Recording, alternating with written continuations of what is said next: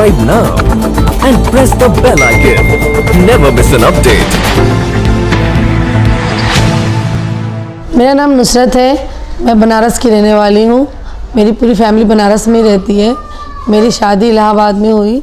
अम्मी गुजर गई, सास ससुर गुजर गए, तो वो लोग छोटे होने की वजह से उन लोगों ने उनको हिस्सा नहीं दिया। मार पिटाई की, घर में रोज़ आए दिन कलेश होता था। बच्चों के ऊपर काफ़ी इसका प्रभाव पड़ रहा था। तो एक दिन मैं ही गुस्से में घर से निकल गई सारे बच्चों को लेकर के।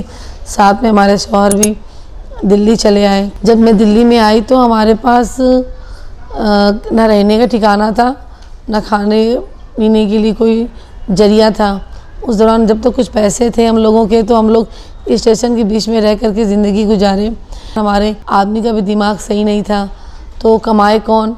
मैं अपनी बड़ी लड़की को लेके बहुत परेशान रहती थी कि बड़ी बच्ची है, दिल्ली का इतना ख़राब माहौल है। मैं रात रात को जागा करती थी और दिन में सोया करती थी। बच्चों को देखा करती थी कहीं कोई आकर के कोई उठा के ले ना जाए, ये डर लगा रहता था मुझे। तो किसी ने मुझे बताया कि यहाँ पे रैन बसेरा है, जहाँ की रहने के लिए गवर्नमेंट ने औरतों के लिए फ्री कर रखा है। तो मैं ये सुन कर के मैं मिलने के लिए जब निज़ामुद्दीन सेंटर में गई, तो मैंने देखा कि वहाँ पर ढेर सारी औरतें हैं। वहाँ पे बहुत ही साफ़ सफाई थी, बिस्तर वगैरह लगे हुए थे। वहाँ पे दोपहर का खाना चल रहा था, लोगों को खाना पीना मिल रहा था। तो मैंने पूछा कि क्या मैं भी रह सकती हूँ। तो उन्होंने कहा कि रह तो सकती हैं, पर आपके हस्बैंड यहाँ नहीं रह सकते। तो मैंने कहा या अल्लाह, मैं कैसे अब क्या करूँ, जब मैं यहाँ रहूँगी तो मेरे हस्बैंड कहाँ रहेंगे। तो फिर उन्होंने मुझे बताया कि सराय काले खां में एक सेंटर है, फैमिली सेंटर, वहाँ आपके हस्बैंड भी रह सकते हैं। तो मैं यहाँ पर सराय काले खां जब आई तो यहाँ पर मेरी मुलाकात जावेद केयरटेकर और विकी केयरटेकर से मुलाकात हुई। तो बोले यहाँ जगह नहीं है। पर जब उन्होंने मेरे फैमिली परिवार को देखा तो समझा कि ये लोग अच्छे घर से बिलोंग करते हैं और ये बच्चे लेके कहाँ भटकेंगे। तो उन्होंने ठंडी का वक्त था तो एडजस्ट करके मुझे अंदर जगह दी। मैं यहीं पे रहने लगी। जब मैं यहाँ पर आई तो मेरी जान में जान आई। मुझे ऐसा यहाँ लगने लगा कि ये तो इतने सारे लोग यहाँ रहते हैं, सुबह को जाते हैं, शाम को आते हैं। मैं ऐसी परिस्थिति में कभी रही नहीं। तो मेरे लिए बहुत अमेजिंग था कि ये किस तरह का माहौल है। मेरा दिल दिमाग काम नहीं करता था। एक तरफ आदमी बीमार रहा करता था, एक तरफ बच्चों को लेकर के मैं बहुत सोचा करती थी कि मैं कैसे अपना वक्त काटूँगी, कैसे गुजारा करूँगी। तो मैं यहाँ पे लोगों से कहने लगी कहीं कोई काम मिलेगा तो बताना। फिर मुझे पता चला कि यहाँ पे दोपहर में खाना भी आता था मरीजों को बांटने के लिए। तो जो मरीजों को खाना खिलाने के बाद जो बच जाता था वो सेंटर के लोगों में बांट दिया जाता था। फिर मैं भी दरगाह चली जाती थी, वहाँ से कुछ पैसे भी मिल जाते थे मुझे। तो ऐसे में मेरी मुलाकात नीतीश सर से यहीं पे हुई। उन्होंने पूछा क्या तुम पढ़ी लिखी हो। मैं बोली हाँ मैं तो पढ़ी लिखी हूँ। कहें तुम लोग कहाँ की रहने वाली। मैंने बताया कि मैं बनारस की रहने वाली हूँ। तो उन्होंने कहा एक प्रोजेक्ट स्टार्ट हो रहा है, ऐसा है कि तुम भी चली जाना, उसमें जा कर के रोज़ के सिला वहाँ स्टार्ट होगा। जो औरतें रहेंगी वहाँ पर उनको सिखाया जाएगा बात करने का सलीका, रहने का, खाने का, काम करने का तरीका। कुछ लोग सेलेक्ट होंगी, हो सकता है आप भी उसमें सेलेक्ट हो जाओ। SPYM में जो नीतीश सर यहाँ कोऑर्डिनेटर हैं, उन्हीं के नीचे वो काम करते थे। तो उन्होंने मुझे जब बताया तो मैं भी यहाँ पर शामिल हुई। और यहाँ से रोज़ मुझे यहाँ जाने के लिए वहाँ से 100 रुपये किराए मिलते थे। जब मैं वहाँ पर गई तो मैंने देखा कि वहाँ बहुत दूर दूर से, इधर उधर से बहुत सारी औरतें आती थी। करीब 30-40 औरतें आती थी। वहाँ पर भीड़ लगती थी, नए नए लोग आते थे, मिलने वाले जुलने वाले। लोगों ने मुझे बताया कि इस तरीके से क्या सही है, क्या गलत है, औरतों को क्या करना चाहिए, क्या नहीं करना चाहिए। ये जा कर के ट्रेनिंग चलते चलते करीब मुकम्मल हुई और उनमें से 10 लोगों का चुनाव हुआ, जिसमें से मैं, नुसरत, राधा, सुनीता, गुलफशा, रानी, पूजा, तरन्नुम, खुशबू, ये सारे लोग इसमें सेलेक्ट हुई। 10 लोगों का एक ग्रुप बना, वुमेन कलेक्टिव ग्रुप। वुमेन का मतलब औरतें, और ग्रुप हमारा जुड़ा हुआ था और काम मतलब औरतों के प्रति काम करने के लिए ही इसका नाम रखा गया था वुमेन कलेक्टिव ग्रुप, कि हमारा काम होगा औरतों के लिए। फील्ड में जब हम लोग जाने लगे तो कुछ लोगों को देखा सड़कों पे सोते हुए, वो जाना नहीं चाहते। तो उनको हम लोग मोटिवेट करते, समझाते। मैं बोलती कि मैं भी खुद रैन बसेरे में ही रहती हूँ, क्योंकि बाहर की ज़िंदगी सेफ़ नहीं है, आपकी लड़की सेफ़ नहीं है। धीरे धीरे मोटिवेट करने के बाद वो लोग तैयार होते हैं, तो उनको रैन बसेरे में ला करके हम लोग एंट्री करवाते हैं। जो बच्चे पढ़ते लिखते नहीं थे, भीख मांगा करते थे, उन बच्चों को हम लोगों ने बहुत समझा बुझा करके प्लान इंडिया में शामिल किया। SPYM का ही है, और उनको इस काबिल बनाया जाता है कि वो ये पढ़ करके उनको सरकारी स्कूलों में एडमिशन करा दिया जाए। तो फिर जब मैंने ये जाना तो मुझे भी बहुत खुशी, मैंने अपने बच्चों को भी फ़िलहाल उसी में पढ़ने के लिए डाल दिया। फिर उसके बाद मेरे बच्चों का भी एडमिशन मेरा इसी के थ्रू हुआ यहाँ से, और मैं उन बच्चों को भी सराय काला खा के फ्लाईओवर के नीचे से मैं लेकर के आती थी यहाँ पर।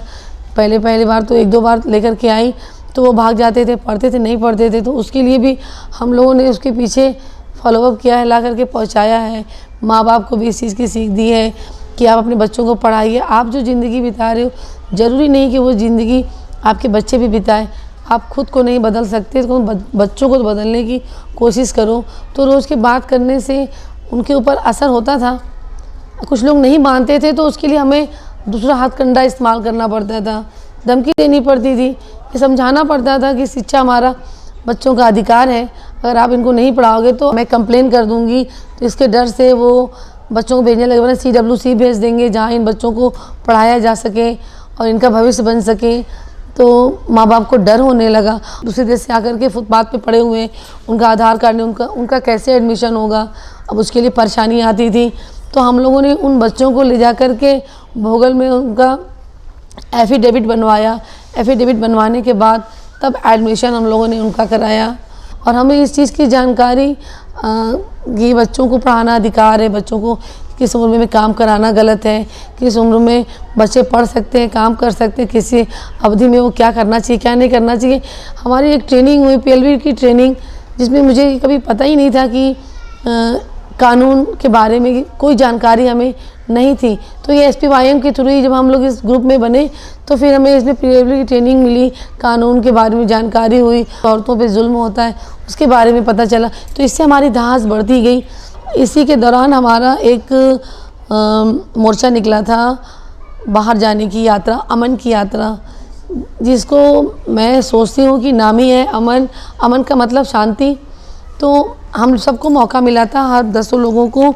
तो उसमें ये हुआ कि कौन कौन जाएगा। तो जो औरतें जा सकती थी 1 महीने के लिए अपना घर छोड़ करके, ऐसे मुनासिब तो नहीं कि औरतें सारी घर छोड़ करके जा सकें, क्योंकि सबके पास छोटे बच्चे थे। पर मेरे पास भी 1 साल की बेटी थी जिस टाइम जाने का मौका मिला। तो मेरे हस्बैंड ने मुझे उस टाइम सपोर्ट किया। उन्होंने कहा अगर तुम जाना चाहती हो तो जाओ, तुम आगे बढ़ना चाहती हो तो मैं तुम्हारे साथ हूँ, ऐसा करो कि तुम जाओ, मैं घर संभाल लूँगा। तो मुझे ये डर लगता है मैं जाऊँगी पता नहीं क्या होगा। वहाँ 25 महिलाएं होंगी, हमारे ग्रुप से हर लोगों को जाने का मौका मिला। तो मेरा भी जाना उस वक़्त केरला हुआ। तो जब मैं केरला के जाने के लिए, ट्रेन में जाने के लिए जब तैयारी की, तो मेरा दिल बहुत घबरा रहा था। मैं सोच रही थी मैं कैसे जाऊंगी, बाहर तो कभी गई नहीं, 25 स्टेशनों में मुझे घूमना है और तरह तरह के लोगों से मुलाकात होगी, कौन कैसा होगा कौन कैसा नहीं होगा, सबकी लैंग्वेज अलग होगी। ये सब सोच के मेरा दिल बहुत घबरा रहा था। ट्रेन के अंदर सारे लोगों से मिलने जुलने का मौका मिला, बातचीत हुई, तो दिल का ये धास ख़त्म हो गया कि नहीं ये लोग तो अच्छे लोग हैं। पर मैं अपने आप को बहुत छोटा फील सोचती थी। मैं कहती अल्लाह ये लोग इतने बड़े बड़े घर से हैं, इतने पढ़े लिखे हैं, और मुझे क्या आता है, मैं कैसे क्या करूँगी। लेकिन वो लोगों ने ऐसा ट्रीट किया मुझे कि मुझे बहुत फ़ख्र है कि मैंने भी इन SPYM के थ्रू मैंने शबनम हाशमी के साथ काम किया है। शबनम हाशमी से एक चीज़ सीखी, वो औरत तो थी पर ही बहुत ही अपने बात की पंक्चुअल थी, अपने काम के प्रति बहुत स्ट्रिक्ट थी, और औरतों को हक के बारे में बात करती थी कि हम जो है औरत किसी की बंधुआ नहीं है, हम भी अपनी ज़िंदगी को अपने तरीके से जी सकते हैं और आगे बढ़ सकते हैं। और उनकी छोटी छोटी बातों से मुझे बहुत सीख मिलने लगी। जैसे कि उन्होंने औरतों को कहा कि हमें आगे जाने का रास्ता है, लेकिन बस पकड़ने वाला होना चाहिए। जहाँ जहाँ गए वहाँ का खान पीन अलग था। अब यहाँ तो हम अपने देश में दाल चावल खाते हैं, रोटी सब्जी खाते हैं, वहाँ सुबह उठो तो इडली सांभर, उससे तो मेरा पेट भरता नहीं। मैं कहती मेरा कैसे, मैं क्या करूँ, मेरा पेट नहीं भर पा रहा, मैं बहुत परेशान हो जाती।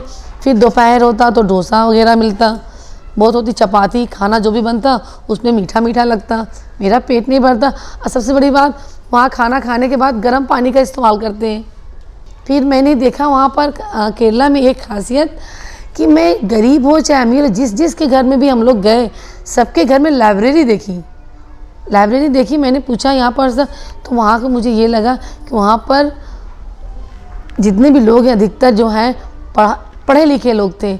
हर छोटा से बड़ा बच्चे, पढ़े लिखे का माहौल, जो तरीका उनका था ना, वो मुझे बहुत अच्छा लगा। बहुत ही प्यार दिया उन लोगों ने। फिर हम लोगों को उन औरतों को बीच में स्टेज पे जा कर के बोलने का मौका मिलता था। ये छोटी मोटी बात नहीं है। जब जगह जगह मैं बुमराह और मुंबई में गई तो वहाँ देखा मैंने कि एक छोटी लड़की थी, उसको भी स्टेज पे बोलने का मौका मिला। और वो लोगों को ऐसे बुला रही थी जैसे कि कितनी उसको इतनी अच्छी हैबिट है कि बस पूछो मत, फटाफट बुला रही है। और वहाँ पर औरतों को आगे किया जा रहा था, लड़कियाँ, बच्चे, औरतें आगे, आदमी पीछे। तो मैंने अपने समझ में ये देखा, हम लोग तो घर के अंदर ही स्थित हैं और यहाँ देखो तो औरतें इतनी आगे निकल गई हैं, लड़कियाँ इतनी आगे ली। तो इससे मेरे दिल में भी आया कि मैं भी अब कुछ करूँगी। मेरे अंदर से उसी यात्रा के दौरान मेरे अंदर ये फीलिंग पैदा हुई कि मुझे भी कुछ करना है। ये हौसला पा कर के मैं जब अपने फील्ड में उतरने लगी तो मैंने चैलेंज के रूप में उन बच्चों को लिया जो बच्चे नशा करते थे। मुझको एरिया मिला था सीपी का माहौल कितना गंदा है। सारे लड़के लड़कियां सुलेशन वगैरह पीते हैं, ड्रग्स लेते हैं, और उनसे बात करने की कोशिश करो तो वो बिल्कुल खफा हो जाते हैं, हाथ पैर चलाने लगते हैं। तो उसमें ही रोज़ मिलने जुलने से एक लड़का उसमें बहुत अच्छा था, पर वो डांस बहुत अच्छा करता था। तो मैंने जब उसकी मिलने जुलने से जब मैंने उसकी कमज़ोरी पकड़ी डांस, तो मैंने उसी बहाने से उसके पास जाने का रास्ता बनाया। उसको डांस बहुत पसंद था तो वही रास्ता मैंने उसको फॉलो किया। मैं उससे मिलने लगी, मैं उससे बोली तुम तो डांस बहुत अच्छा करते हो, पर अगर डांस अच्छा करते हो तो ये हरकतें इतनी गंदी क्यों करते हो। तो बोला कि क्या दीदी मैं अच्छा डांस करता हूँ। मैं बोली हाँ। तो मैंने अपनी बातों से इतना उसको प्रोहित किया कि वो सेंट्रल पार्क के अंदर इतना अच्छा उसने डांस किया, इतना अच्छा डांस किया, लोगों की भीड़ लग गई। तो उन लोग कहने लगे कि मैडम आप इन लोगों से क्यों मिलने के लिए आती हैं। तो मैंने कहा मैं इनसे मिलने के लिए इसलिए आती हूँ, ये नशा करते। लेकिन अगर ये नहीं मानते हैं तो मैंने कहा आप यहाँ रोज़ आते हो। तो वो बोले हाँ मैं तो रोज़ आता हूँ। मैं बोली तो अगर आप रोज़ आते हो तो रोज़ अगर आप इनसे प्यार से मिलते रहते, कहते रहते, तो शायद कुछ असर पड़ता है। कि नहीं, कितना फुर्सत कहाँ किसी के पास चले गए इन लोग से सर खपाए। तो मैंने कहा आप नहीं खपा सकते, मैं खपा रही हूँ ना, आप टेंशन ना लो। लेकिन उसी में दौरान कुछ लड़के थे, उन्होंने कहा सही कह रही मैडम, हम लोग अगर यहाँ पर आएंगे तो अब इन लोगों को मना भी करेंगे, साथ ही इन लोगों को पढ़ने उड़ने के लिए भी बात करेंगे। क्योंकि हम लोगों ने भी कहा तुम लोग पढ़ना चाहते हो, तो उन्होंने कहा पढ़ना चाहते। तो वहाँ की लड़कियाँ जो नशा करने वाली थी वो, और अगल बगल में जो रहने वाली थी वो, जो मांगने वाली थी वो, इन सब बच्चों को इकट्ठा करके सेंट्रल पार्क में मैंने और राधा ने क्लास चलाया। पार्क में बैठ करके हम उन बच्चों को रोज़ 1 घंटा 2 घंटा दिया करते थे, उनको पढ़ाया करते थे। तो कुछ तो पढ़ते थे, कुछ नहीं आते थे, कुछ को ढूंढने जाना पड़ता था, कुछ को बुलाना पड़ता था। सारा दिन हम लोगों को यही रूल में लग जाता था। कुछ बच्चे उसमें से पढ़ गए, कुछ ने नशा छोड़ दिया, और कुछ को हम लोगों ने सेंटर में भिजवाया, डीडी एंट्री कराई, उनका मेडिकल कराया, फिर उसको भेजा। कुछ के माँ बाप तैयार नहीं होते, वो चाहते हैं कि मांग रहा है, मिल रहा है, हमारा पेट चल रहा है। लेकिन सबको हम लोगों ने स्ट्रिक्टली तौर से बहुत धमकी वगैरह दी। एक बार ऐसा हुआ कि एक ऐसी औरत थी जिसको मैं याद करती हूँ तो मुझे बहुत अजीब सा फील होता है। वो बहुत बीमार थी, हम लोग उसे रोज़ मिलते थे। एक दिन जब उसका दम निकलने वाला था तो शायद खुदा ने मुझे उससे मिला दिया होगा। हम और राधा ने गुजर रहे थे तो उसने हम लोगों को आवाज़ दी, बोला मुझे पानी पीना है। तो मैं बोला अच्छा राधा रुको, मैं पानी ले करके आती हूँ। हम लोगों ने पानी ला करके उसको पिलाया होगा, और अपने पार्क में गए बच्चों को पढ़ाने के लिए, उधर से आए तो उसका दम निकल गया था। तो ऐसे भी वक्त देखने को मिलता है जो कि फुटपाथों पे जिनके पास घर द्वार नहीं होता वो ऐसी ज़िंदगी बिताते हैं। हालांकि कोई नहीं चाहता कि हम ऐसी बिताएं। मैं तो अल्लाह से दुआ करती हूँ किसी को भी अल्लाह मोहताज न बनाए।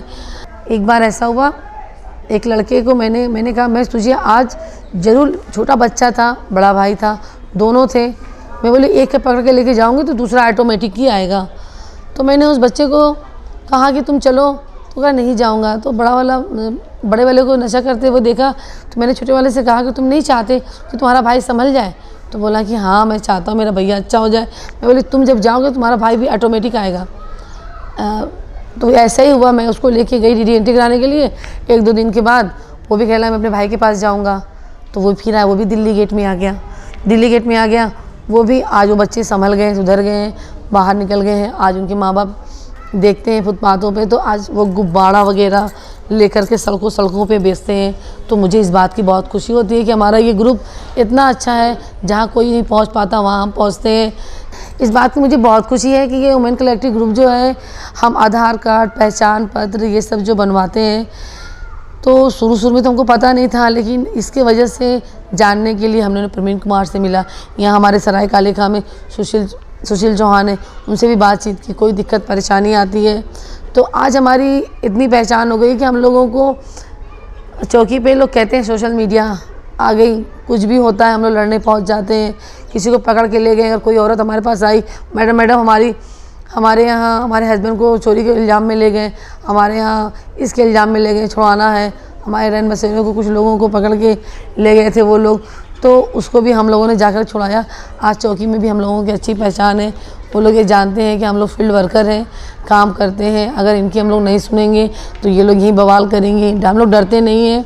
लड़के को मार पीट करके अंदर कर दिया, मैं उस लड़के के लिए लड़ गई।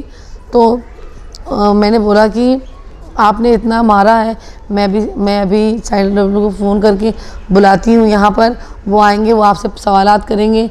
तो वो पुलिस वाला एकदम डर गया था, वो कहने लगा कि अच्छा चलिए सुलह कर लीजिए। मैं बोली मैं सुलह नहीं करूँगी, मैं केस दायर करूँगी।